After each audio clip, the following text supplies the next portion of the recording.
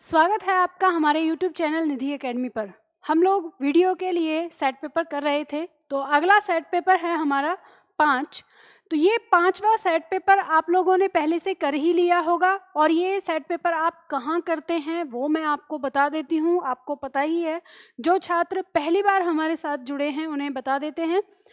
हमारा जो एप्लीकेशन है निधि एकेडमी, इस ऐप पर आपको जाना है। इसमें जो टेस्ट सीरीज वाला ऑप्शन दिया हुआ है, यहाँ पर आप क्लिक करेंगे तो वीडियो का पहला ही सेट पेपर यहाँ पे आपको दिया हुआ है। तो यहाँ जाके आपको अपना ये सेट पेपर देना होता है। एक दिन पहले ये पेपर आपके पास आ चुका है, तो वहाँ पे आप इस पेपर को देते हैं, वहाँ अभ्यास करते हैं। कोई चार्ज नहीं है, इसका 0 पेमेंट है, ठीक है। तो आप कोई भी छात्र जाके वहाँ पर दे सकते हैं।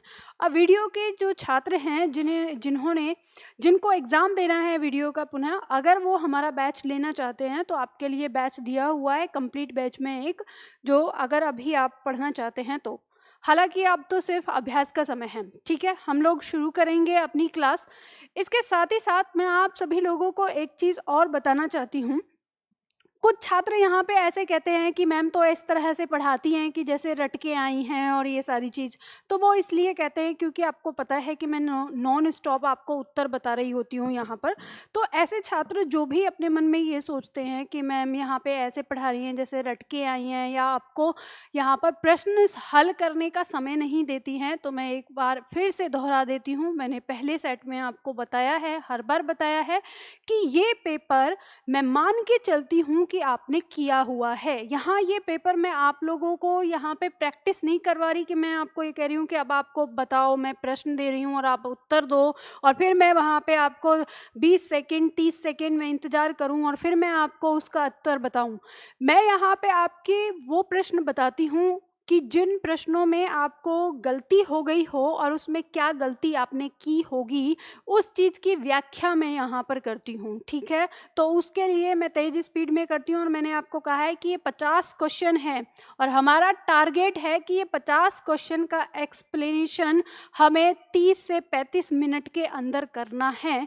तो जब मुझे हर प्रश्न पर आपको व्याख्या देनी है तो मैं कैसे आपको समय दे सकती हूँ, तो नॉन स्टॉप ही मुझे बताना पड़ेगा। और फिर आप लोगों को अगर लगता है कि मैम रट के आई हैं और ऐसे पढ़ा रही हैं, तो भाई ये आपकी अपनी सोच है, आपका मन है, जो आपको सोचना है वो आप सोच लीजिए। क्योंकि इस तरह की भावना उन्हीं छात्रों के बीच मन में हो सकती है जिन्होंने मेरी आज से पहले क्लास नहीं पढ़ी है। तो अगर ऐसा आपके मन में लगता है तो मेरे जो प्रैक्टिस वाला सेशन है उसको छोड़कर आपको जो मैं पढ़ाती हूँ टॉपिक, उसको पढ़कर देखिए, तो आपको पता चलेगा कि रट्टाफिकेशन है या क्या है। अब रही बात प्रश्न की, तो मैं आप लोगों को पहले से ही ये बात बता देती हूँ कि प्रश्न के लिए ना ही तो मेरे पास इतना समय है कि मैं एक एक प्रश्न को आपके सामने रख कर और एक एक 2-2 मिनट आपको यहाँ पे दूँ और फिर कहूँ कि बताओ आंसर, और मैं इंतज़ार करती रहूँ। तो मेरे पास भी इतना समय नहीं है, मेरे पास और भी बहुत सारे काम होते हैं करने के। आप लोगों की डिमांड पर मैं आप लोगों को ये टेस्ट पेपर देकर उसकी व्याख्या लेकर आती हूँ, आप लोगों की डिमांड पर, ठीक है। तो इसीलिए अब मुझे पता है जो मेरे अपने छात्र हैं वो तो जानते ही हैं और वो कभी इस तरह की शिकायत नहीं करते, लेकिन बहुत सारे कुछ छात्र ऐसे हैं जो आते हैं कि चलो देखते हैं, वीडियो का एग्ज़ाम टेस्ट पेपर दे रखा है तो हम भी देख लेते हैं कि ये क्या पढ़ा रहे हैं। शुरू करते हैं, बहुत ज़्यादा समय नहीं लूँगी, बहुत इतना समय ले लिया ये भी गलत बात है, मैं ऐसे नहीं चाहती। हम लोग जल्दी से शुरू करेंगे, अपना प्रश्न पत्र लेंगे अपने सामने। पहला प्रश्न हमारे सामने है। पहला प्रश्न है, संकीर्ण का विलोम बताना है आपको। संकीर्ण का विलोम क्या होगा? संकीर्ण शब्द का अर्थ होता है छोटा, सिकुड़ा हुआ। तो जब छोटा सिकुड़ा हुआ इसका अर्थ है, तो इसका विलोम जो होगा वो क्या होगा? फैला हुआ, विस्तार हुआ। तो यहाँ पर देखेंगे कि यहाँ शब्द दिया है संक्षेप, विस्तार, विकीर्ण या विस्तीर्ण। तो आप कहेंगे कि मैम आपने अभी बताया कि इसका विलोम विस्तार होगा। तो ध्यान दीजिएगा, दो शब्द हैं यहाँ पर, एक विस्तार है और एक विस्तीर्ण है। तो क्योंकि जो प्रकृति है शब्द की, संकीर्ण शब्द का विलोम जो है वो विस्तीर्ण पहले होगा, और अगर ऑप्शन में विस्तीर्ण नहीं मिलेगा तब क्या होगा? विस्तार होगा। तो ये ध्यान रखिएगा बिल्कुल इन सारी चीज़ों को। अब विकीर्ण नहीं कह सकते, ठीक है, ये बात ध्यान दीजिएगा। विकीर्ण का मतलब होता है, जैसे हम कहते हैं कि किसी चीज़ को किरण गिराते हैं, उसका विकीर्ण होना। तो संकीर्ण का मतलब होता है छोटा, सिकड़ा हुआ, और विस्तीर्ण का मतलब होता है फैला, बिखरा हुआ। ठीक है, तो इसका उत्तर डी हो जाएगा। और जो विस्तार शब्द है ये तब इसका होगा जब हमें ऑप्शन में ये ना मिले तब। ठीक है, तो आगे बढ़ते हैं। अगला प्रश्न है प्रश्न संख्या 2। कल्याण किस प्रकार की पत्रिका है? सामाजिक पत्रिका है, धार्मिक पत्रिका है, आर्थिक है या राजनीतिक है? तो जो कल्याण पत्रिका है ये एक धार्मिक पत्रिका है। ठीक है, इसमें धर्म से संबंधित बातें आती हैं, तो इसका उत्तर आपका ख हो जाएगा। आगे बढ़ते हैं। अगला प्रश्न लेते हैं, प्रश्न संख्या 3। सुबरन को ढूंढत फिरत कवि व्यभिचारी चोर। इन पंक्तियों में हमें अलंकार बताना है। अलंकार कौन सा है? श्लेष, यमक, उपमा और रूपक। तो यहाँ पर आपको पता ही है, पंक्ति कह रही है सुबरन को ढूंढत, यानी सुबरन को ढूंढते फिर रहे हैं कवि, व्यभिचारी और चोर। तो यहाँ पर कवि के परिप्रेक्ष्य में सुबरन का जो अर्थ है उसका अर्थ है शब्द, यानी कवि क्या ढूंढ रहा है? शब्द ढूंढ रहा है। व्यभिचारी, जो व्यभिचारी व्यक्ति होता है वो क्या ढूंढता है? स्त्री ढूंढता है, यानी उसको स्त्री की आवश्यकता है, तो इसका अर्थ क्या हो गया? स्त्री हो गया। ठीक है, इसके बाद चोर जो है उसे क्या चाहिए? उसे धन चाहिए, तो सुबरन का अर्थ यहाँ पर सोना हो जाता है, यानी चोर को तो सोना मिल जाए तो सोने पे सुहागा उसके लिए हो जाता है। तो यहाँ 3 अर्थ हो गए, तो एक शब्द के 3 अर्थ जिसमें पाए जाते हैं वो अलंकार हमारा क्या होता है? श्लेष होता है। तो उत्तर हमारा क्या हो जाएगा? क हो जाएगा। आपको पता चल गया। चलिए आगे बढ़ते हैं। अगला प्रश्न है प्रश्न संख्या 4। प्रश्न संख्या 4 कहता है जहाँ किसी वस्तु का लोक सीमा से इतना बढ़कर वर्णन किया जाए कि वह असंभव की सीमा तक पहुंच जाए, वहाँ अलंकार होगा। कौन सा? यानी ये कह रहा है कि किसी चीज़ को, किसी बात को इतना बढ़ा चढ़ाकर कहा जाए कि उसे वो एक तरह से क्या लगे कि ये एक असंभव ही है। तो कौन सा अलंकार उसमें होता है? अतिशयोक्ति अलंकार, विरोधाभास, अत्युक्ति या उत्प्रेक्षा। तो अतिशयोक्ति, अतिशयोक्ति का मतलब क्या होता है? अतिशय मतलब बहुत बढ़ा चढ़ाकर, उक्ति मतलब कथन। तो ऐसा कथन जो बहुत बढ़ा चढ़ाकर कहा गया है, असंभव जैसा प्रतीत होता है, तो इसका उत्तर क्या हो जाएगा? क हो जाएगा। ठीक है, आगे बढ़ते हैं। प्रश्न संख्या 5। जो मिठाइयाँ पसंद हों आप खा लो। इस वाक्य का शुद्ध वाक्य आपको बताना है। तो इसमें गलती क्या है? इसमें गलती हम यहाँ पर देख लेंगे। कह रहा है जो मिठाइयाँ पसंद हों आप खा लो, यहाँ पे आया आप और इसके लिए क्रिया आई है लो, तो ये गलत है। आपके साथ हमें बहुवचन क्रिया का ही प्रयोग करना है जो आपके लिए प्रयोग होती है। तो खा लीजिए, कीजिए, दीजिए, पीजिए, इस तरह का प्रयोग करते हैं। तो यहाँ भी खा लो, यहाँ भी खा लो, यहाँ भी खा लो। ऑप्शन हमें मिल गया खा लीजिए। ठीक है, तो डी इसमें सही है हमारा, बाकी तो आगे सही था, ये हमारा उत्तर आ जाएगा। आपको ध्यान देना है तू, तुम, आप, इन तीनों के साथ अलग अलग क्रिया प्रयोग होती है। आगे बढ़ते हैं। अगला पॉइंट आता है नंबर 6। नंबर 6 कहता है निम्नलिखित में से कौन सा वाक्य सही है? सही वाक्य आपको बताना है। पहला ऑप्शन कह रहा है मामा जी को एक गुलाब की माला पहनाई गई। दूसरा ऑप्शन है साहित्य और जीवन का घनिष्ठ संबंध है। तीसरा ऑप्शन है वर्षा में न जाने कितने बेशुमार जीव उत्पन्न होते हैं। और घ उस पतिव्रता को छूने का उत्साह कौन करेगा। अब आपको यहाँ पता है, बहुत जल्दी से करना है। तो आपको पता है पहला वाक्य दिया मामा जी को एक गुलाब की माला, तो यहाँ पर एक गुलाब की माला नहीं हो सकती, गुलाब की एक माला। तो विशेषण का प्रयोग गलत हुआ है, तो गलत स्थान पर विशेषण का प्रयोग किया है, तो इसमें गलती हो गई, तो कट जाएगा। साहित्य और जीवन का घनिष्ठ संबंध है, ये वाक्य सही लग रहा है। नंबर 3 वाक्य दिया है वर्षा में न जाने कितने बेशुमार। न जाने कितने और बेशुमार दोनों का मतलब एक ही होता है। हम किसी एक का प्रयोग करेंगे, या तो न जाने कितने या बेशुमार, तो इस वाक्य में भी गलती हो गई। उस पतिव्रता को छूने का उत्साह कौन करेगा? उत्साह नहीं, दुस्साहस का प्रयोग करेंगे। जब हम इस तरह की बात कर रहे हैं, उत्साह सकारात्मक चीज़ों में आता है और दुस्साहस नकारात्मक में। तो यहाँ जो बात है वो नकारात्मक है, इसलिए इसका जो उत्तर है वो हमारा क्या हो जाएगा? ख हो जाएगा। इसमें हमारी चीज़ें सही हैं, तो उत्तर हमारा ख हो गया। ठीक है, चलिए आगे बढ़ेंगे। अगला प्रश्न लेंगे, प्रश्न संख्या 7। प्रश्न संख्या 7 कहता है आहा आह आप आ गए। वाह वाक्य में आहा शब्द क्या है? अब यहाँ पे आपसे पूछ रहा है कि संज्ञा है, सर्वनाम है, अवयव है या विशेषण है। तो जो आहा शब्द है, आपको पता है विस्मयादि बोधक है। विस्मयादि बोधक हमारा क्या होता है? अभिकारी शब्द है। अभिकारी को दूसरा नाम क्या कहते हैं? अव्यय कहते हैं। तो इसका उत्तर जो है हमारा क्या हो जाएगा? अव्यय हो जाएगा। ठीक है, अब देखिए इस बात को फिर से मैं दोहरा देती हूँ।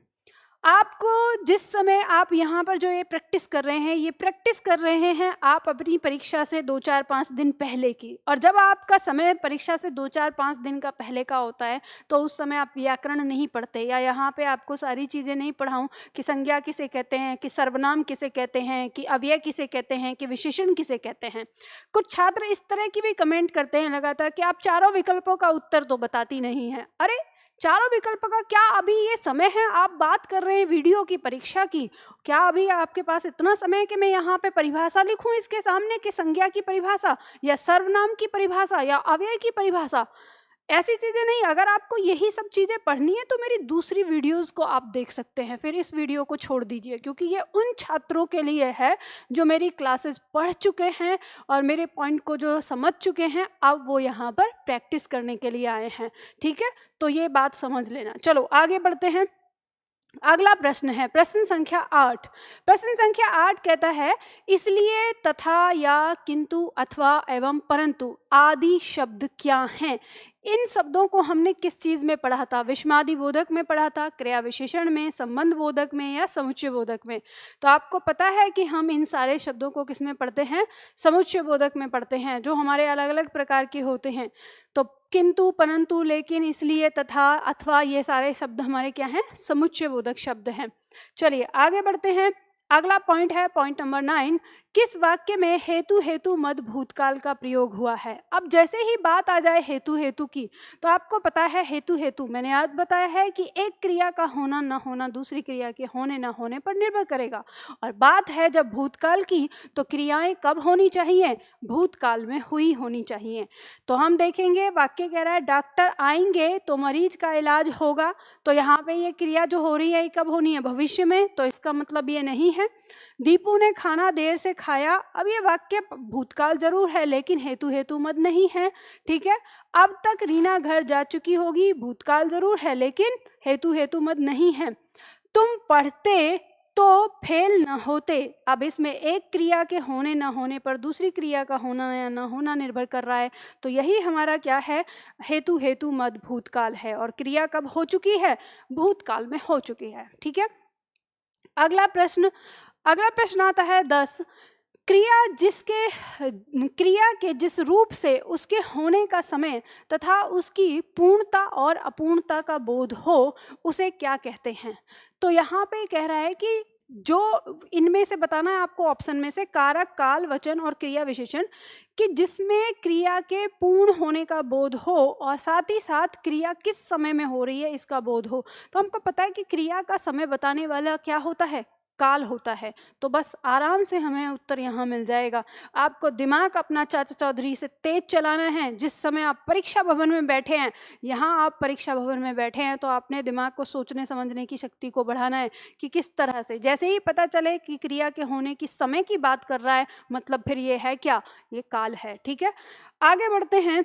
अगला प्रश्न कहता है, किसान के द्वारा खेत जोता गया, इस वाक्य में कौन सा वाच्य है? अब जैसे ही वाच्य की बात आती है, मैंने क्या ट्रिक बताई है आपको? कर्ता के साथ कारक चिन्ह कौन सा है पहचान कर लो। वाक्य का कर्ता कौन है? किसान। किसान के साथ कारक चिन्ह कौन है? के द्वारा। के द्वारा का आते ही हमारा कौन सा वाच्य हो जाता है? कर्म वाच्य हो जाता है। अगर कर्ता के साथ हमारा वाक्य है कर्ता, और कर्ता के साथ यदि ने कारक चिन्ह और शून्य आ जाए तो फिर हमारा कौन सा हो जाएगा? तो हमारा कर्तृवाच्य हो जाता है। अगर के द्वारा आ जाए तो हमारा क्या हो जाता है? कर्मवाच्य। और अगर कर्ता के साथ से का प्रयोग मिल जाए तो क्या हो जाता है? भाववाच्य। तो आपको पता चल गया के द्वारा मिला है मतलब कर्मवाच्य। तो हमारा प्रश्न क्या हो, उत्तर क्या हो गया? ख हो गया। आगे दिया है अगला प्रश्न, संन्यास का विलोम बताना है। शब्द है संन्यास, ऑप्शन दिया है गृहस्थ होगा, गार्हस्थ होगा, त्यागी होगा या आदि मानव होगा। तो देखो, संन्यास का मतलब होता है वो अवस्था, यानी संन्यास वाली अवस्था। जिस अवस्था में कोई व्यक्ति अगर संन्यास ले ले, यानी कहें कि घर परिवार को छोड़ देना ही क्या है, संन्यास कहलाता है। अब इसका विलोम क्या होगा, घर परिवार को अपना लेना या घर परिवार में रहना, वो अवस्था क्या कहलाएगी, वो अवस्था, अब हमें वो इसका क्या होगा, विलोम होगा। तो हमें उस अवस्था को यहाँ देखना है। गृहस्थ का मतलब होता है वह व्यक्ति जिसने घर परिवार को अपनाया हुआ हो, और गार्हस्थ का मतलब होता है वह अवस्था जब कोई व्यक्ति घर परिवार को अपना लेता है। तो संन्यास का विलोम फिर क्या हो गया, गार्हस्थ हो गया, ठीक है। और त्यागी मतलब त्यागने वाला हो गया, अलग ये चीज है। और आदि मानव का मतलब होता है जो विशेष मानव हो। अब बात करते हैं नंबर 13। यदि कोई पत्र सभी संबंधित कार्यालयों को प्रेषित किया जाता है तो उसे कहते हैं, क्या कहेंगे, वैयक्तिक पत्र कहेंगे, कार्यालय आदेश कहेंगे, अधिसूचना कहेंगे या परिपत्र कहेंगे। तो ध्यान दीजिएगा, उसको हम परिपत्र कहते हैं। परिपत्र एक ऐसा पत्र होता है जो एक से अधिक कार्यालयों को भेजा जाता है और उसी परिपत्र को हर जगह भेजा जाता है, तो वो हमारा परिपत्र कहलाता है। अब जैसे शासकीय पत्र होता है वही पत्र होता है, लेकिन वो एक से अधिक जगह पर भेजा जाता है, इसलिए वो है क्या कहलाता है, उस समय परिपत्र कहलाता है। जो व्यक्तिक पत्र होता है वो अपने सगे संबंधियों को लिखा जाता है। कार्यालयी आदेश होता है जब कोई ऊपर से काम करने के लिए आदेश आता है, तो ये परिपत्र और इन सबसे अलग है। और अधिसूचना नोटिफिकेशन जिसे आप कहते हो, ठीक है। चलो आगे बढ़ते हैं। अगला प्रश्न आता है, यथाविधि में कौन सा समास है। यथाविधि, यथाविधि का अर्थ हो गया विधि के अनुसार। इसमें यथा अव्यय शब्द लगाए और हम पढ़ते हैं जिस समास का पूर्व पद प्रधान हो और पूर्व पद कोई अव्यय या अविकारी शब्द हो तो वो क्या कहलाता है, अव्ययी भाव समास। तो यहाँ पे यथा जो है ये अविकारी शब्द है, हमें पता चल गया कि उत्तर हमारा क्या हो जाएगा, अव्ययी भाव समास हो जाएगा, ठीक है। चलो आगे बढ़ते हैं। अगला आता है, अगला पॉइंट है नंबर 15। निम्नलिखित में से उपसर्ग रहित शब्द कौन सा है। आपको बताना है जो उपसर्ग नहीं है जिसमें, उस शब्द को यहाँ पे बताना है। ऑप्शन दिया है दुकाल, दुकान, अध्यक्ष, निर्भय। तो आप ये जानते हैं दुकाल शब्द में दू उपसर्ग है, दू प्लस काल। काल माने समय, दू माने बुरा। दुकान शब्द के अंदर कोई उपसर्ग नहीं है, तो यही हमारा क्या है, उत्तर हो जाएगा बी, ठीक है। अध्यक्ष शब्द के अंदर अधि प्लस अक्ष, अक्ष मतलब केंद्र, अधि माने मुख्य, जो केंद्र में मुख्य है। निर्भय, निर्भय बना है हमारा निर प्लस भय से। भय मतलब डर, निर्माने नहीं, जिसको डर नहीं है वो क्या हो गया, निर्भय। तो उत्तर क्या हो गया हमारा, ख हो गया, ठीक है। चलो आगे बढ़ते हैं। अगला प्रश्न 16। इनमें से अशुद्ध वर्तनी का शब्द बताना है। अशुद्ध वर्तनी को चुनना है आपको। महत्व शब्द की वर्तनी सही है, वाल्मीकि नहीं होता, यही हमारा क्या है, गलत है। इसकी शुद्ध वर्तनी क्या होगी, वाल्मीकि, वाल्मीकि, ठीक है। यानी अंतिम में जो ई है ये दीर्घ नहीं, ये लघु होगी। और इसके बाद पैतृक शब्द बिल्कुल सही और सन्यासी शब्द है बिल्कुल सही है, तो ये सबकी वर्तनी सही है। जो गलत है वो है वाल्मीकि, ठीक है। अगला प्रश्न आता है प्रश्न 17, ठीक। जाके पाँव न फटे विवाही, सो क्या जाने पीर पराई। तो यहाँ पर अभी यहाँ पंक्ति कह रही है जाके पैर न पड़ाई विवाही, सो क्या जाने पीर पराई। अब ये कह रहा है कि जिसने किसी का दर्द महसूस नहीं किया होगा वो क्या जान सकता है कि उसे कैसा महसूस हो रहा है। तो यहाँ पे आता है कि दयालु होना ये नहीं होगा, कठोर होना नहीं, इसमें कठोरता की बात नहीं। दूसरे के कष्ट को अनुभव करना, तो देखो ध्यान देना, अब यहाँ पे नीचे दिया है जिसके ऊपर बीतती है वही जानता है। तो इस ऊपर वाले वाक्य से ज्यादा सटीक भाव है नीचे वाले का, कि जिसके ऊपर बीतती है वही समझ सकता है कि उसका दर्द क्या है, दूसरा नहीं समझ सकता। तो ये कट जाएगा, तो इसका उत्तर जो है वो जो सबसे सटीक होगा इनमें से वो हो जाएगा घ, ठीक है। आगे आता है अगला प्रश्न, प्रश्न संख्या 18। प्रस्थान का विलोम बताना है। प्रस्थान शब्द का, प्रस्थान का अर्थ क्या होता है, चले जाना, जो कहते हैं वो प्रस्थान कर गया मतलब चला गया।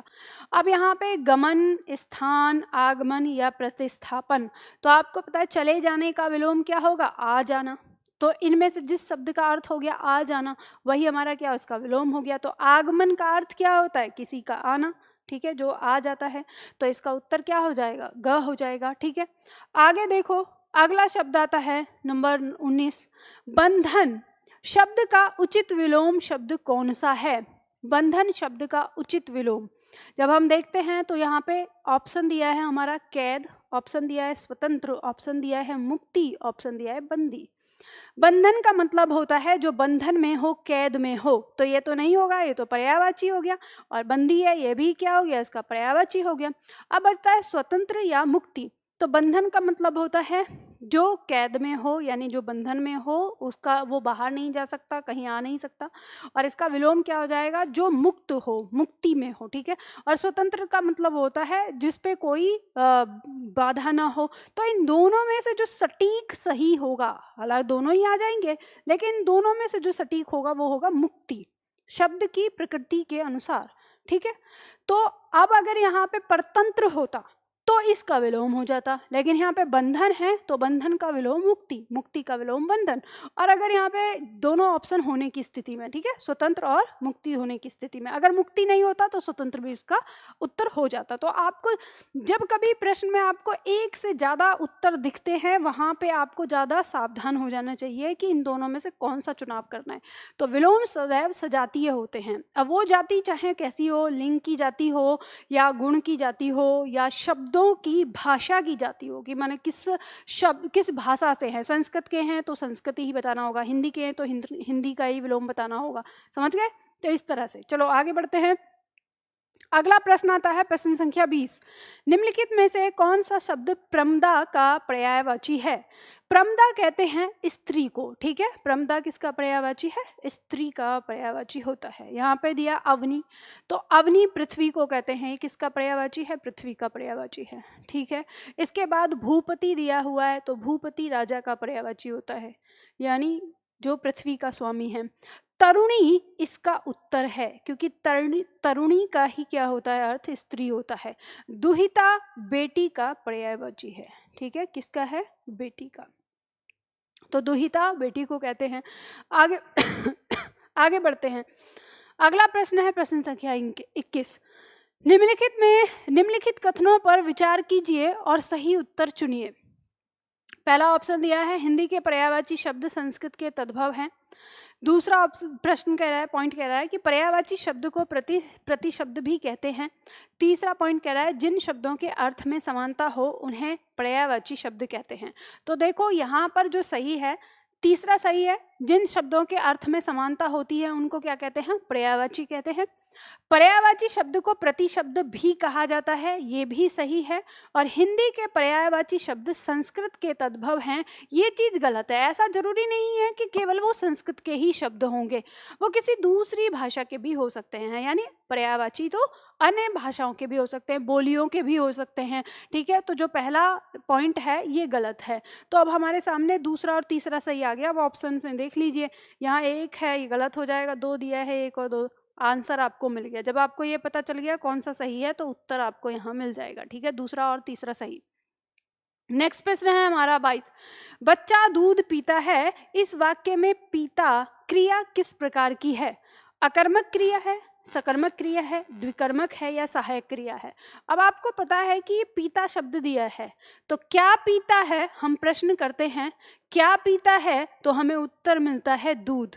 तो फिर ये दूध हमारा क्या हो गया? ये कर्म हो गया, यानी ये क्रिया अपने साथ कर्म लेकर आती है, तो ये क्या कहलाएगी? सकर्मक क्रिया। मैंने आपको बताई है जो आपकी क्रिया कर्म लेकर आएगी वो क्या कहलाएगी? सकर्मक क्रिया। ठीक है, उत्तर आ गया। अगला प्रश्न लेते हैं, प्रश्न संख्या 23, जिस क्रिया की रचना संज्ञा, सर्वनाम अथवा विशेषण के आधार पर की जाती है उसे क्या कहते हैं? तो यहाँ पे अब ऑप्शन आपको दिया है पूर्वकालिक क्रिया, प्रेरणार्थक क्रिया, सकर्मक क्रिया या नाम धातु।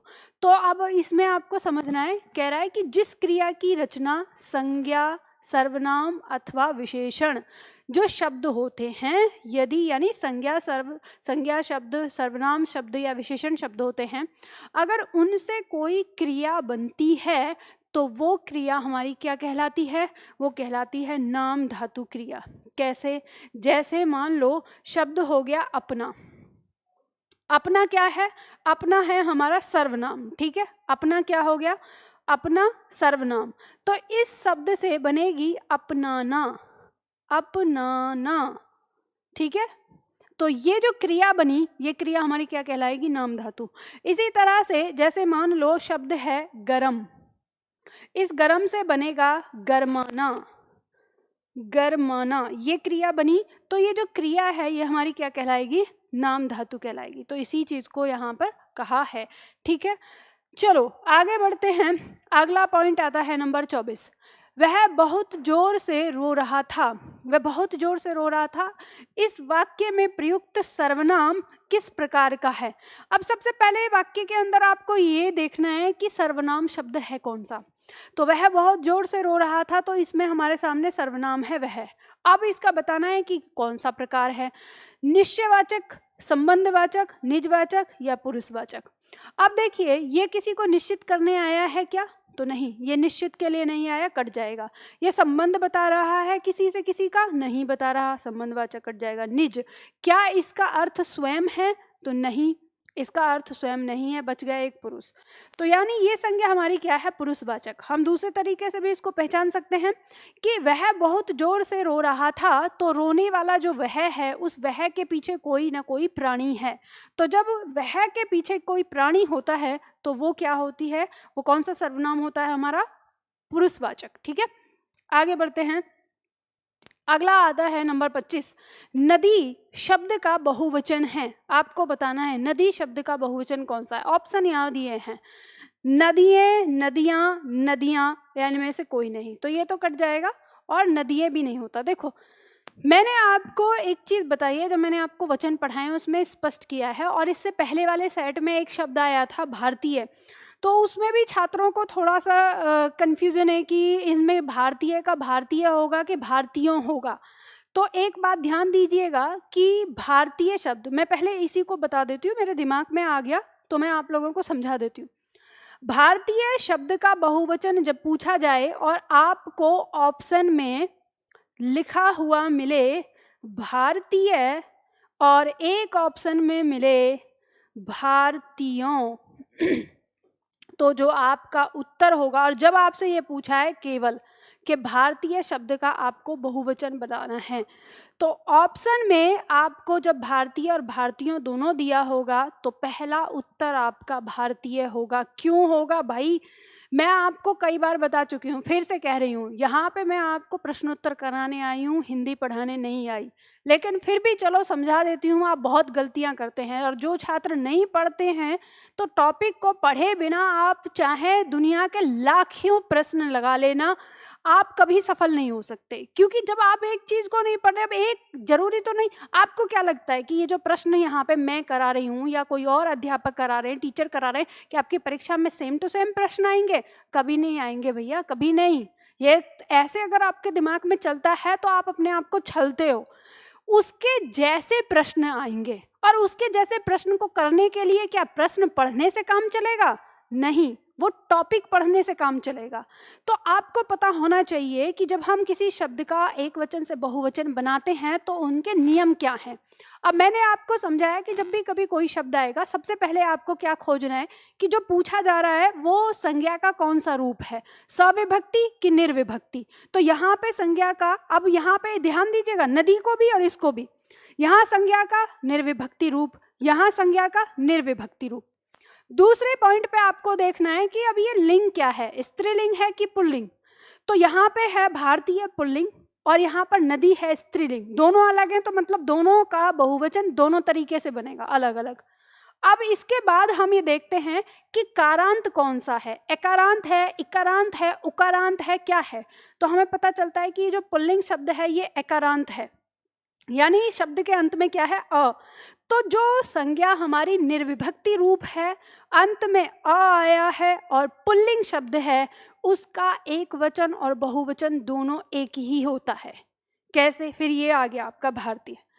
अब अगर इस भारतीय शब्द के साथ यहाँ पर कोई कारक चिन्ह होता तो इसका उत्तर भारतीयों होता। इसको कहते हैं सविभक्ति रूप। जब ये सविभक्ति रूप में जाएगा तब ये भारतीय से भारतीयों बनेगा, लेकिन यहाँ पर निर्विभक्ति रूप में पूछा गया है। अब ऑप्शन में अगर ये नहीं है तब तो आपको ये बताना ही है, लेकिन ऑप्शन में जब दोनों दिए हैं तो सदैव इसका चुनाव करिएगा। कैसे, अब आप देख लीजिए, मान लो मैंने आपसे कहा कि मैं भारतीय हूँ, इस वाक्य को बहुवचन में बदलिए, तो आप क्या बनाएंगे कि हम भारतीयों हैं, ये बनाएंगे क्या? नहीं ना, हम भारतीय हैं, आप इस तरह से बनाओगे ना। तो फिर एक भारतीय बहुवचन है और एक भारतीय एक वचन, तो समझ में आ रहा है ना। तो निर्विभक्ति रूप और सविभक्ति रूप में होता है। अब आपको जो प्रैक्टिस कराई जाती है उसमें क्या होता है, भारतीय शब्द ये दिया ही नहीं होता, ऑप्शन में ये है ही नहीं, तो फिर आप क्या लगाओगे? फिर तो भाई आपको सविभक्ति रूप ही बताना पड़ेगा ना, जो सविभक्ति रूप है। बात समझ में आ गई? तो ये छात्रों ने प्रश्न किया था ऑप्शन में भी, अब कमेंट में भी आपने बोला था, और ये सारी चीजें तो मैंने बता दिया क्योंकि वचन वाली बात यहाँ पे आई तो मैंने फिर बता दिया। तो अब यहाँ पे भी इस प्रश्न को देखिए, शब्द क्या है हमारा? स्त्रीलिंग है, ठीक है। अब स्त्रीलिंग और इसमें भी कारांत देखें तो क्या है? ई कारांत है। अब ये बनेगा कैसे? निर्विभक्ति रूप, स्त्रीलिंग और ई कारांत। इसका बनने का तरीका क्या होता है? यदि स्त्रीलिंग शब्द है और ई कारांत है तो पहले इस दीर्घ ई को किस में बदलेंगे? लघु ई में, और लघु ई में बदल कर इसके बाद क्या लगा देंगे? या लगा देंगे और इसका बहुवचन बना देंगे। अब देखो, जहाँ पे ये दीर्घ ई था इसको पहले लघु में बदलना है, ये तो होगा ही नहीं। यहाँ पे ये दीर्घ आया है तो ये कट जाएगा, तभी इस दीर्घ का लघु बनाना है और उत्तर हमारा क्या हो जाएगा? ग हो जाएगा। बात समझ में आ गया? ठीक है, तो ये पॉइंट मैंने आप लोगों को पढ़ाया है। अगर आप लोगों ने मेरी क्लास ली है, अगर मुझसे पढ़ाई की है, तो आपको इसे बताने में 1 से 2 सेकंड लगेगा, इससे ज़्यादा नहीं लगेगा, ठीक है। और अगर आपने पढ़ाई नहीं की है तो फिर तो भगवान ही मालिक है। अगर फिर भी मान लो आप में से कुछ लोगों से छूट गया है और आप लोग फिर भी चाहते हो कि मैम हम पढ़ना चाहते हैं, हमने पहले नहीं पढ़ा, हमें आपके बारे में पहले नहीं पता था, तो आप लोग पढ़ सकते हो। मैंने एप्लीकेशन पे वीडियो वाले छात्रों के लिए 200 रुपये में अपना एक बैच दे रखा है, जिसे आप सारे टॉपिक हैं वो सारे टॉपिक आप ले सकते हो, वहाँ पे पढ़ा सकते हो, ठीक है, पढ़ सकते हो, ठीक है। आगे बढ़ते हैं, अगला आता है नंबर 26। निम्नलिखित शब्दों में से किस एक का लिंग परिवर्तन हिंदी भाषा में प्रचलित नहीं है? भाई, प्रश्न करने से पहले दिमाग को चाचा चौधरी से तेज दौड़ा लिया करो कि पूछ क्या रहा है। कह रहा है निम्नलिखित शब्दों में से किस एक का लिंग परिवर्तन हिंदी भाषा में प्रचलित नहीं है? ऑप्शन: चाचा, बहन, कोयल, भैंसा। अब आपको पता है चाचा को चाची, बहन का भाई, ये हम बदलते हैं, और भैंसा का भैंस। जो शब्द है कोयल, कोयल का लिंग नहीं बदला जाता, तो यही हमारा क्या होगा? उत्तर। अब आप कहेंगे कि कोयल स्त्रीलिंग है कि पुल्लिंग, तो कोयल स्त्रीलिंग में आएगी। अब ऐसा जरूरी तो नहीं कि कोयल के अंदर केवल ही स्त्रियां हैं, उसमें नर भी हो सकते हैं ना। तो इनका फिर हमें अगर कभी कोयल का पुल्लिंग बनाना पड़े तो हम कैसे बनाएंगे? तो हम लिखेंगे मादा कोयल और नर कोयल। और एक बात ध्यान दीजिए, इन सारे शब्दों के लिए भी कुछ महान लोगों ने नए नए नाम दे दिए हैं। बड़ी हैरत होती है मुझे कि हिंदी को सुधारा तो नहीं जा रहा है, विकृत करने में सबसे आगे हैं। मतलब सुधार नहीं सकते लेकिन हिंदी को विकृत करके छोड़ देंगे। तो ऐसे शब्दों का जब भी हमें लिंग अलग अलग करना हो तो उन्हें मादा कोयल और नर कोयल कह के संबोधित किया जाता है, इस तरह के शब्दों के साथ, ठीक है। तो हिंदी भाषा में तो लिंग 2 ही हैं। आगे बढ़ते हैं, अगला प्रश्न आता है, शरीर के अंग के आधार पर दिए गए पुल्लिंग या स्त्रीलिंग शब्दों का सही जोड़ा कौन सा नहीं है? सबसे पहले प्रश्न पूरा पढ़ लो। ये कह रहा है कि इसमें ना दे रखे शब्द जो स्त्रीलिंग होंगे या पुल्लिंग होंगे और उनको आपको जोड़ा बताना है जो सही नहीं है। तो यहाँ पे पहले कह रहा है कि उंगली और एड़ी, तो उंगली और एड़ी दोनों क्या हैं? स्त्रीलिंग हैं, तो इसका मतलब ये सही है, ठीक है। आगे दे रहा है कलाई और तलवा, ये पुल्लिंग है। तो देखो यहाँ पे कह रहा है कि कलाई क्या होती है? कलाई स्त्रीलिंग होती है और तलवा पुल्लिंग होता है, तो दोनों के लिए पुल्लिंग कहना क्या है? गलत हो जाएगा। तो यही हमारा उत्तर होगा क्योंकि इसी में क्या है? गलती है। अब बाह और जांग, बाह और जांग दोनों क्या हैं? स्त्रीलिंग होते हैं, तो यह भी विकल्प सही है। और हाथ और पैर, ये दोनों क्या होते हैं? पुल्लिंग होते हैं, तो यह विकल्प भी सही है। तो उत्तर हमारा क्या आ गया? ख, क्योंकि इसने कहा है सही जोड़ा कौन सा नहीं है। बात समझ में आ गई? अगला प्रश्न, नेक्स्ट नंबर 28, कक्षा शब्द का शुद्ध उच्चारण है। अब फिर इसको समझ लो, ये लेखन नहीं पूछ रहा, कक्षा शब्द का उच्चारण पूछ रहा है कि इसका शुद्ध उच्चारण क्या है। तो आपको ये जो छ है इसका शुद्ध उच्चारण क्या होता है, आधा क और मूर्धह श। हम इससे पढ़ते हैं, तो इसमें जिस भी वाक्य के अंदर ये लिखा होगा वही इसका उत्तर हो जाएगा। तो यहाँ पर जो ग है इसमें दिया है, हम इसको कक्षा पढ़ते हैं, ठीक है, कक्षा। हम ऐसे नहीं जो छ बोलते हैं वैसे छ नहीं बोलेंगे, कक्षा नहीं पढ़ते, कक्षा पढ़ते हैं, ठीक है। तो वही उच्चारण ये है, यहाँ पे हमें ये पढ़ना चाहिए, ठीक है। चलो इसका उत्तर आ गया। अगला प्रश्न है प्रश्न संख्या 29, शुद्ध वर्तनी का चयन करना है। ऑप्शन दिया अतिशयोक्ति। अब अतिशयोक्ति शब्द यहाँ पे आपका दिया हुआ है और 4 तरह से दिया हुआ है, इसमें से आपको देखना है। तो देखो अतिशय, जहाँ आधा सा आ जाए कट जाएगा। अब यहाँ पे अतिशय फिर उक्ति, तो अतिशय उक्ति अगर हम इसमें देखें तो इसके अंदर ये 2 शब्दों से बना है। अतिशय, अतिशय का मतलब होता है, जो शब्द हमारा होता है अतिशय, अतिशय का अर्थ होता है बढ़ा चढ़ाकर, बहुत बढ़ा चढ़ाकर, और प्लस उक्ति, उक्ति मतलब कथन, ठीक है, तब आता है। तो यहाँ पे अंतिम वर्ण हमारा क्या है, अ, और प्रथम वर्ण क्या है, उ। इसमें हमारी संधि हो गई तो क्या हो जाता है, ओ। और ये कौन सी संधि हो गई, तो ये हमारी हिंदी में गुण संधि हो गई है। अगर हम देखें अतिशयोक्ति के अंदर, तो इसका जो सही विकल्प है वो हमारा ख है। तो वर्तनी के साथ साथ हम ये भी देखते हैं कि इसमें संधि कौन सी है, पूछा जा सकता है कभी भी। आगे दिया है प्रश्न संख्या 30, हिंदी भारत की कौन सी भाषा है। ऑप्शन दिया है, अब आपको बताना है। प्रश्न दे रखा है, हिंदी भारत की कौन सी भाषा है। ब्रज भाषा है, राज्य भाषा है, संपर्क भाषा है, या राष्ट्र भाषा है। अब इस तरह से चीज आ गई। अब आप यहाँ पर देखिए कि हिंदी भारत की कौन सी भाषा है। अब आपको पता है कि हिंदी को राष्ट्रभाषा का दर्जा तो दिया नहीं गया है, हिंदी को क्या कहा गया है, राजभाषा कहा गया है। अब और ऑप्शन में क्या होना चाहिए था, राजभाषा होना चाहिए था, लेकिन राजभाषा है नहीं तो राष्ट्रभाषा तो हम करेंगे नहीं क्योंकि ये तो है नहीं। अब हमें पता चल गया ब्रजभाषा तो कट गया। अब राजभाषा, जब हम बात कर रहे हैं भारत की तो राजभाषा भी कट जाएगा, क्योंकि भारत तो देश है, वो कोई राज्य तो है नहीं, ठीक है, तो राज्य भाषा भी कट जाएगा। अब आता है उत्तर आपका संपर्क भाषा, यानी हम ये कह सकते हैं अब ऐसी स्थिति में कि हिंदी, अब जब हम कहीं जाते हैं, यानी एक इलाके के लोग दूसरी तरफ जाते हैं तो वो हिंदी ही बोलने की कोशिश करते हैं जब किसी से बात करते हैं, तो हिंदी ही जो भाषा है वो हमारी एक संपर्क भाषा है भारत के लिए, ठीक है। तो इसका उत्तर क्या आ जाएगा, ग। अगला प्रश्न है प्रश्न संख्या 31, वर्ण को अन्य किस नाम से जानते हैं। वर्ण का दूसरा नाम और क्या हो सकता है, शब्द, ध्वनि, शब्द समूह, या अखंडित शब्द। ना तो अखंडित शब्द होगा, ना शब्द समूह होगा, ना ही शब्द। ध्वनि को हम वर्ण कहते हैं, या कहें ध्वनि वर्ण का मौखिक रूप है और वर्ण ध्वनि का लिखित रूप है। उत्तर आ जाएगा ख। आगे बढ़ते हैं, अगला प्रश्न हो जाएगा 32, किस व्यंजन का उच्चारण स्थान तालव्य है।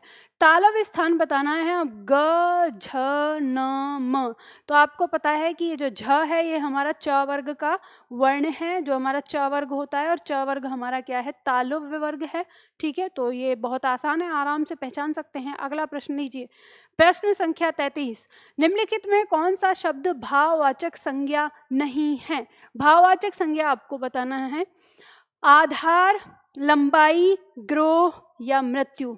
तो जो भाववाचक संज्ञा नहीं है वो आपको बताना है। अब यहाँ देखेंगे कि मृत्यु ये एक भाव को दिखाता है तो भाववाचक संज्ञा है, आधार ये एक भाव को दिखा रहा है, भाववाचक संज्ञा है, लंबाई भाव को दिखाता है, भाववाचक संज्ञा है, जो ग्रोह है ये क्या है, हमारा एक समूहवाचक संज्ञा है, ठीक है। ये क्या है, समूहवाचक या समुदायवाचक संज्ञा है ग्रोह। तो ग्रोह किससे बनता है, कुछ लोगों से मिलके बनता है, इसलिए उत्तर ग हो जाएगा इसका। आगे बढ़ते हैं, नंबर 34 दिया हुआ है, निम्नलिखित विकल्पों में से किस विकल्प में सभी शब्द व्यक्तिवाचक संज्ञा हैं। अब व्यक्तिवाचक संज्ञा आपसे कहा है, देखो राम, रामचरितमानस और गंगा। तो यहाँ पे राम एक स्पेशल व्यक्ति का नाम है, रामचरितमानस एक स्पेशल बुक पुस्तक का नाम है, और गंगा एक विशेष नदी का नाम है, ठीक है। तो ये विशेष नाम है तो व्यक्तिवाचक विशेष ही होता है, तो इसका उत्तर हमारा क्या आ गया, क आ गया। यहाँ पे हम देखेंगे इसका उत्तर क्या है, क हो जाएगा। अब यहाँ देखें कृष्ण कामायनी, तो ये तो व्यक्तिवाचक है लेकिन मिठास नहीं है तो कट जाएगा। लखनऊ आम बुढ़ापा, बुढ़ापा भाववाचक आ गया तो इस वजह से कट जाएगा। ममता वकील पुस्तक, तो इसमें जो ये हमारा पुस्तक जातिवाचक आ गया, वकील भी इसमें तो अलग है तो ये भी कट जाएगा, ठीक है। तो इसमें व्यक्तिवाचक जो संज्ञा है वो हमारी क्या है, क में है। आगे बढ़ते हैं, अगला प्रश्न, प्रश्न संख्या 35। ऋषि संज्ञा शब्द से विशेषण शब्द क्या बनेगा? जो ऋषि शब्द है इसका विशेषण क्या होता है? आर्ष, ऋषि कल्प, या ऋषि तुल्य, या ऋषिवत। तो देखो इसका प्रश्न जो है, इसका जो उत्तर है वो आर्स हो जाएगा। अब ये कैसे हो गया? जो हमारा ये ऋषि शब्द है, इस ऋषि शब्द में हमारा प्रत्यय जुड़ा है अ, ठीक है। कौन सा प्रत्यय जुड़ा है? अ। जब हम इस अ प्रत्यय को जोड़ते हैं तो इसमें बदलाव क्या होता है कि ये जो हमारा री है ये बदलता है हमारा आर में। किस में बदलता है? आर में। और ये क्या करता है, जो अंतिम वर्ण है, अंतिम वर्ण हमारा क्या हो गया, ये तो व्यंजन है और ये ई, तो ये अंतिम स्वर को हटाकर खुद जुड़ जाएगा यहाँ पर और ये एक हमारा व्यंजन आ गया। अब इसे आप जोड़ दीजिए तो शब्द हमारा क्या हो गया? आर्ष हो गया। आर्ष का मतलब होता है ऋषि का विशेषण है ये, ठीक है। तो इसका उत्तर क हो जाएगा। अगला आता है 36। एक प्रतिभा संपन्न छात्र का विशेषण होगा, क्या होगा? कुशल, चतुर, अध्ययनशील, या मेधावी। तो प्रतिभा संपन्न छात्र के लिए हम एक शब्द जो प्रयोग करते हैं वो मेधावी शब्द का प्रयोग करते हैं। मेधावी का मतलब ही होता है जिसमें बहुत सारी प्रतिभाएं होती हैं, ठीक है। तो घा उत्तर हो जाएगा इसका। अगला प्रश्न है 37। अतः शब्द के लिए एक वाक्य है, क्या है? जिसकी गहराई नापी जा सके, जिसकी गहराई न नापी जा सके, जिसकी कोई सीमा ना हो, या जिसका अंत न हो। तो जब हम देखते हैं, मान लो किसी नदी के बारे में बोले या कुएं के बारे में, तो क्या कहते हैं? वो अतः गहरा है। अतः गहरा का मतलब हो गया जिसे नापा नहीं जा सकता, तो यानी उसकी गहराई को नापा नहीं जा सकता, उसे हम क्या कहते हैं? अथाह। तो यहाँ पर हमारा उत्तर क्या हो जाएगा? ख हो जाएगा। आगे बढ़ते हैं, अगला प्रश्न आता है अप्रमेय। अप्रमेय किस वाक्यांश के लिए एक शब्द है?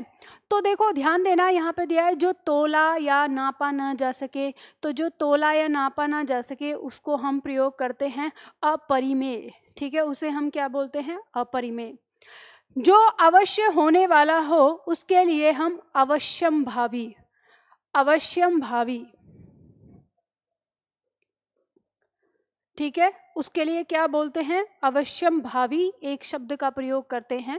जो अवश्य होगा, जो प्रमाण से सिद्ध ना हो सके उसे हम अप्रमेय कहते हैं, और जो समय पर संभव न हो सके तो उसे हम असामयिक कहते हैं, ठीक है। उसे क्या कहते हैं? असामयिक। तो ये जो हमारा उत्तर है वो क्या हो जाएगा? ग हो जाएगा, ठीक है। तो इसका उत्तर ग हो जाएगा। और हो सकता है शायद आपके जो विकल्प दिया था, यानी जो एप्लीकेशन है उस पर शायद इसका उत्तर गलत आ रहा था। तो अगर जिन्होंने इसका उत्तर ग दिया है उनका सही होगा, वो फिर से जाके एक बार चेक कर लें, ठीक है। अगला आता है, नेक्स्ट प्रश्न है हमारा 39। तो यहाँ पर दिया है सूची 1 के समूह का मिलान सूची 2 से करिए और दिए गए कूट से सही उत्तर का चुनाव करिए। तो सूची 1 में दिया है खिड़की, मुरलीधर, टिकट घर और सांप। और सूची 2 में दिया है योग, रूढ़ शब्द, तद्भव शब्द, या देशज शब्द, या संकर शब्द। तो अब आपको यहाँ पे इनका मिलान करना है। तो देखो यहाँ पे देखेंगे कि जो हमारा जैसे शब्द दिया है योग रूढ़, योग रूढ़ का मतलब क्या होता है? ये वे शब्द होते हैं जिनका जो बनते तो यौगिक के जैसे हैं लेकिन जो अर्थ है वो रूढ़ के जैसा होता है। तो योग रूढ़ इनमें से हमारा कौन सा शब्द हो सकता है? तो देखेंगे ना, मुरलीधर हम किसको कहते हैं? कृष्ण को कहते हैं। तो बना किससे है? मुरली और धर, 2 शब्दों से बना है, यानी बना तो किसके जैसा है? यौगिक के जैसा। और अर्थ कैसा है इसका? रूढ़ के जैसा, क्योंकि कृष्ण आता है। तो ये हमारा, यानी इस पे ख नंबर पे क्या आ जाएगा? हमारा पहला आ जाएगा। इसके बाद दिया है हमारा तद्भव, कि तद्भव शब्द हमारा इसमें कौन सा होगा? तो हमें देखना है कि तद्भव शब्द हमारा इसमें सांप आ जाएगा। सांप किससे बना है? सर्प से, तो दूसरे नंबर पे आ गया।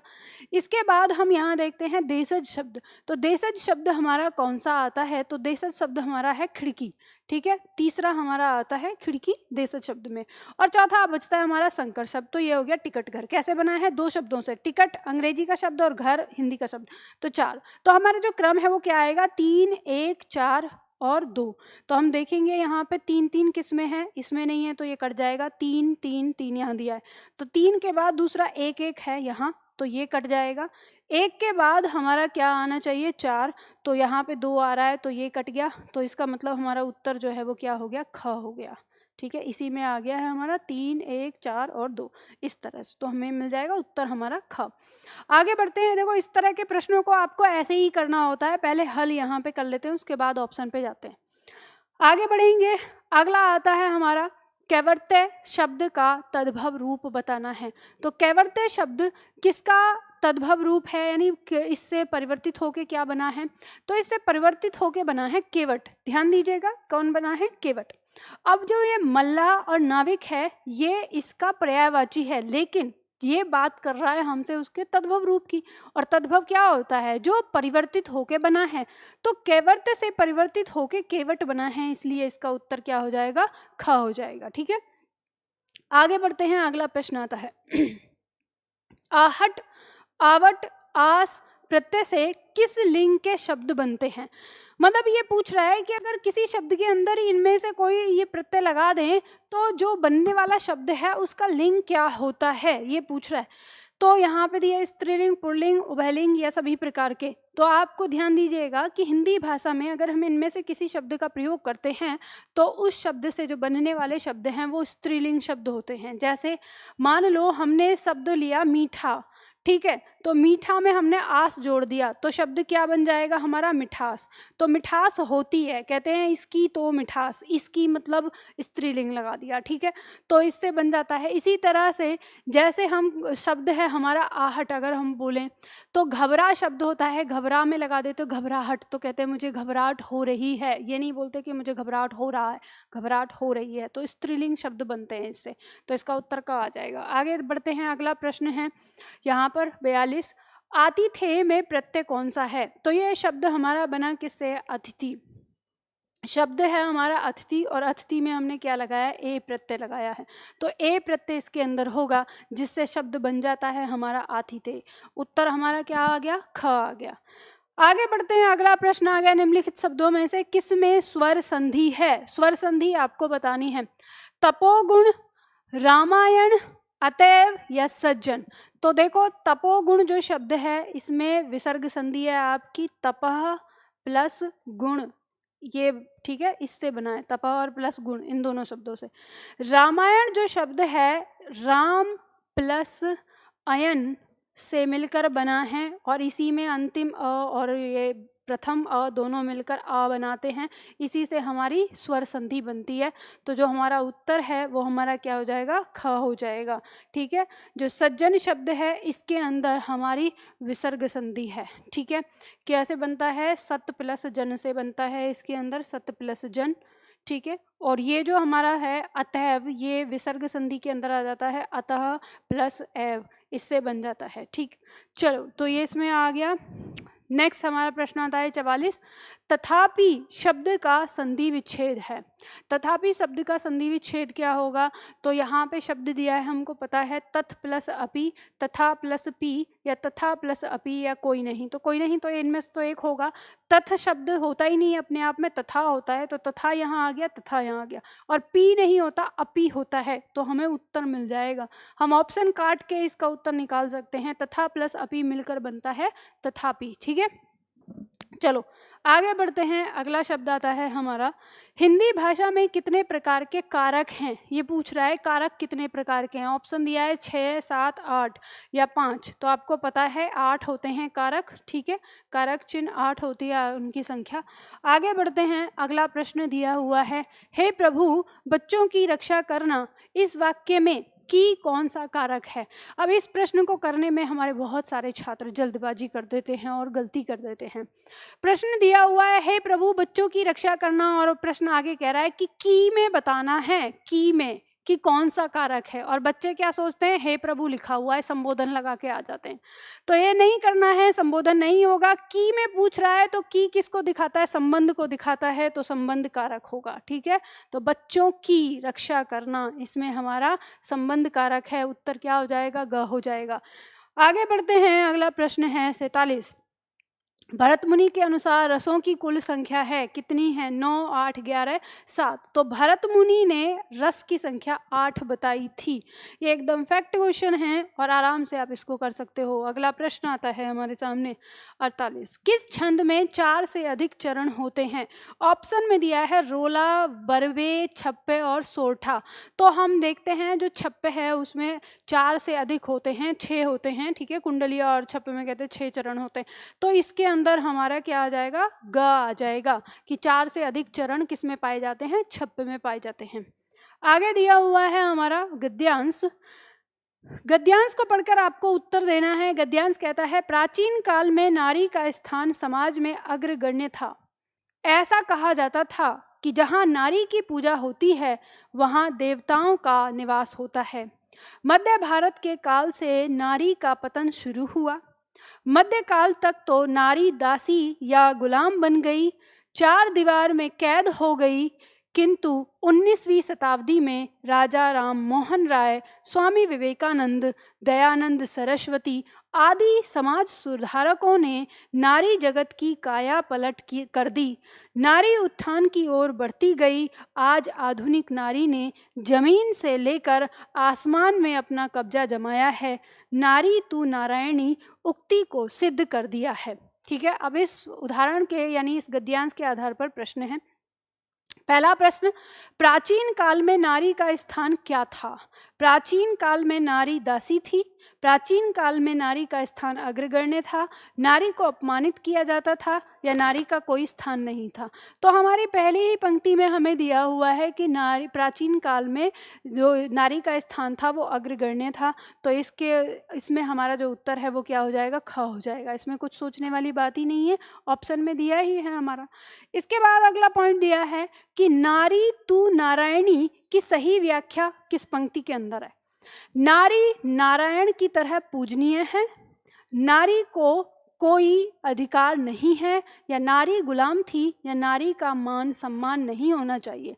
तो नारी तू नारायणी, इसका अर्थ होता है कि नारी की पूजा नारायणी के जैसी होनी चाहिए। ठीक है, तो इसमें उत्तर क्या हो जाएगा हमारा, क हो जाएगा।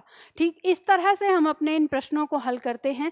तो ये प्रश्न अगर आप पहले करना चाहते हैं, व्याख्या से पहले करना चाहते हैं, तो मैंने आपको पहले भी बताया है कि आप हमारे एप्लीकेशन पर जा सकते हैं और एप्लीकेशन पर जाकर जो टेस्ट सीरीज हमारा दिया है वहाँ पे आप जाकर इसको ज्वाइन कर सकते हैं। ठीक है, तो इस तरह से आपको प्रश्न हल करने हैं।